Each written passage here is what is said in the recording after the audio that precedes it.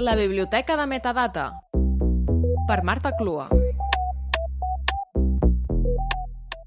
La paraula metavers va ser utilitzada per primera vegada en una novel·la de ciència-ficció el 1992.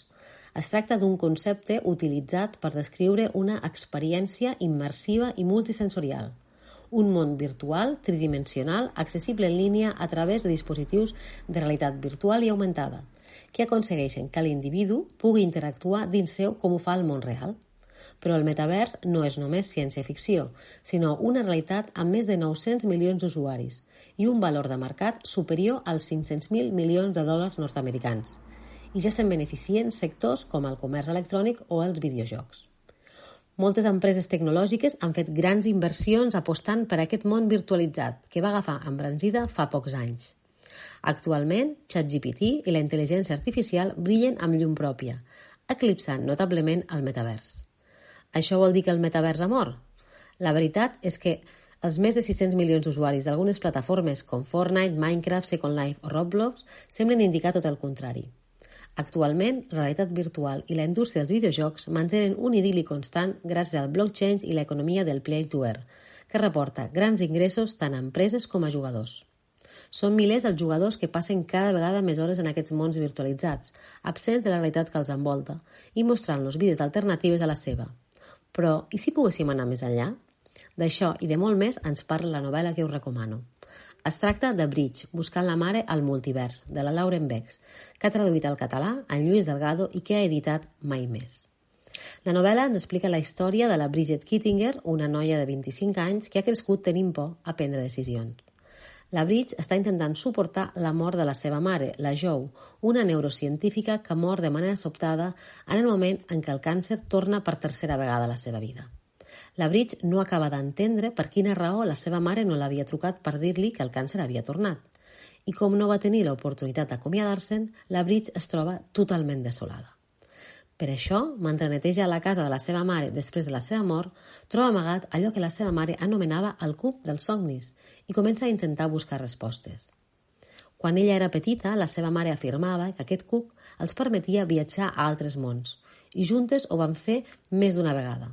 Però en créixer, la Bridge va veure que tot això era només producte de la seva imaginació. Així, allò que comença com a forma de trobar respostes aviat es converteix en una recerca de la seva mare a través del multivers, perquè la Bridget creu que la seva mare pot estar viva en una realitat alternativa. Amb l'ajuda de la seva millor amigui Dom i amb en Camden, que és el jove compositor que va col·laborar amb la seva mare per crear els vídeos i la música que li permetien viatjar a aquesta realitat gràcies al cuc dels somnis, començarà una nova aventura que la portarà a descobrir com són les seves vides en aquests universos, on pot prendre decisions diferents. Trobarà la Bridge a la seva mare? Això no us ho explicaré pas, ho haureu de descobrir. La Lauren Bex realitza una barreja de gèneres a les seves novel·les, i en aquesta ocasió ho fa amb el misteri, el suspens de la mà de la ciència-ficció. Tot i que la protagonista de la novel·la és la Bridge, també tenim capítols amb punts de vista d'altres personatges. I és aquesta diversitat que fa que la història prengui una escala molt més àmplia i rica que la que només ens pot aportar la perspectiva de la protagonista principal. La novel·la està narrada amb un ritme àgil i les incògnites que van sorgint fan que vulguis continuar avançant amb la història.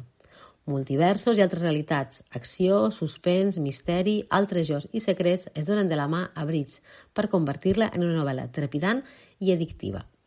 A destacar les extraordinàries portades que són les il·lustracions de les cobertes realitzades per Enric Arefa al llibre i el meravellós joc que crea tant amb la imatge per la versió en castellà de la novel·la com la versió de català. Mare i filla que es divideixen i es superposen, destacant una o altra segons l'idioma que escullis. Una manera molt creativa i original per diferenciar les dues edicions que amb tanta cura ha publicat Mai Més. Bridge, buscant la mare al multivers, és un trencaclosques que no només ens farà viatjar per tot el món, sinó a través de l'espai, el temps i el multivers.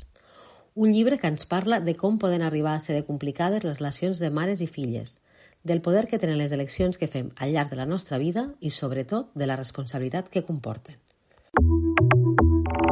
Acabes d'escoltar La biblioteca de metadata.